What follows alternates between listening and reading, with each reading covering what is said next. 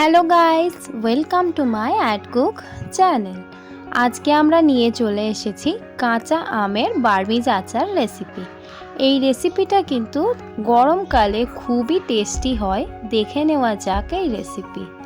আমের বার্মিজ আচার বানানোর জন্য এখানে আমি নিয়েছি 3টে কাঁচা আম। এই আমগুলোর এবার খোসা ছাড়িয়ে নেব। দেখুন এখানে আমার প্রত্যেকটা আমের খোসা কিন্তু ছাড়ানো হয়ে গেছে।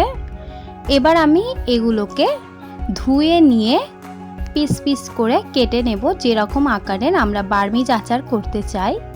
আপনারা যদি যেই আমগুলো নিয়েছেন আঁঠিযুক্ত না হয় তাহলে কিন্তু গোল গোলভাবে কাটলে দেখতে সুন্দর লাগে। যেহেতু এই আমটা আঁঠি হয়ে গিয়েছিল তার জন্য আমি এরকম লম্বা লম্বাভাবে আম বার্মিজ আচার জন্য কেটে নিয়েছি। এবার আমি এখানে একটা পাত্র নিয়ে নিচ্ছি।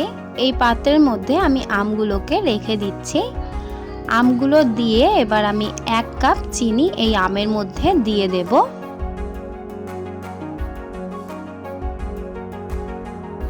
চিনি দিয়ে এবার ভালোভাবে নাড়াচাড়া করে আমরা এটাকে প্রায় আধ ঘন্টার জন্য রেস্টে দেব, যাতে আমাদের চিনিগুলো গলে যায়।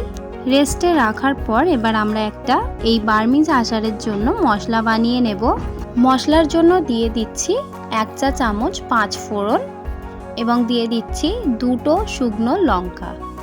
এই দুটি উপকরণ দিয়ে এবার ভালোভাবে নাড়াচাড়া করে আমরা একটু রোস্ট করে নেব, যতক্ষণ না পর্যন্ত ভালো একটা সুগন্ধ বেরিয়ে আসছে।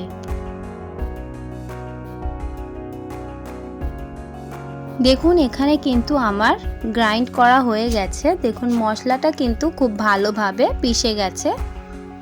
এবার আমরা এই মশলাটাকে সাইডে রেখে নেব। এবার আমরা আবারও কড়া বসাবো এবং আমটা যেটা আমরা রেস্টে রেখেছিলাম চিনি দিয়ে সেটা আমরা কড়ার মধ্যে দিয়ে দেব।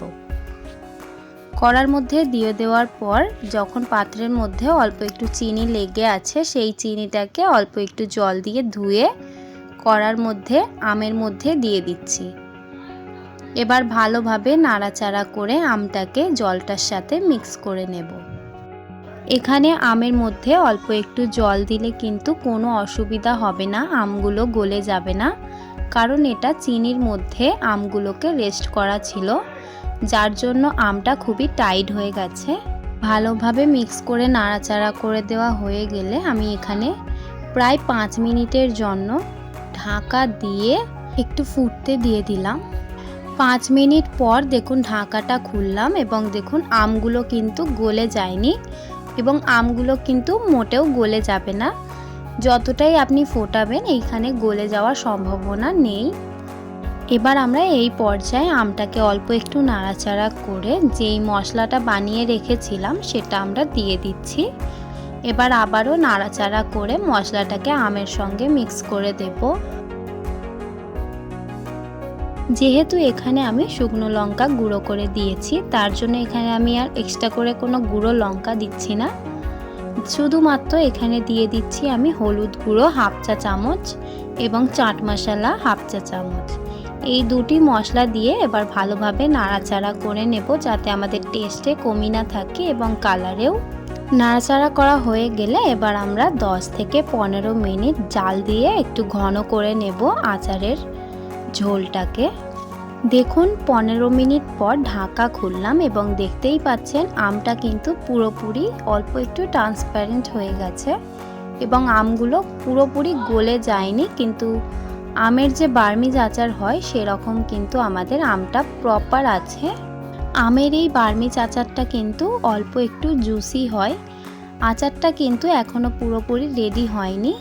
1 থেকে 2 মিনিট নাড়াচাড়া করে এবার আমরা কিন্তু গ্যাস থেকে নামিয়ে নেব। অল্প একটু এই আচারের ঝোল থাকে, এতে কোনো সমস্যা নেই, কারণ আচারটা চুলো থেকে নামিয়ে নেওয়ার পর ঝোলটা অনেকটা টেনে নেয়। এই পর্যায়ে আমাদের কাঁচা আমের বার্মিজ আচার পুরোপুরি রেডি। এবার আমরা সার্ভ করে নেব। যদি আপনাদের এই ভিডিওটা ভালো লেগে থাকে তাহলে অবশ্যই লাইক শেয়ার অ্যান্ড সাবস্ক্রাইব করে দেবেন। যদি আপনি আমার চ্যানেলে নতুন হয়ে থাকেন তাহলে চ্যানেলটিকে সাবস্ক্রাইব করে পাশে থাকবেন। দেখা হবে নেক্সট ভিডিওতে। আজকের এই ভিডিওটা দেখার জন্য অনেক অনেক ধন্যবাদ।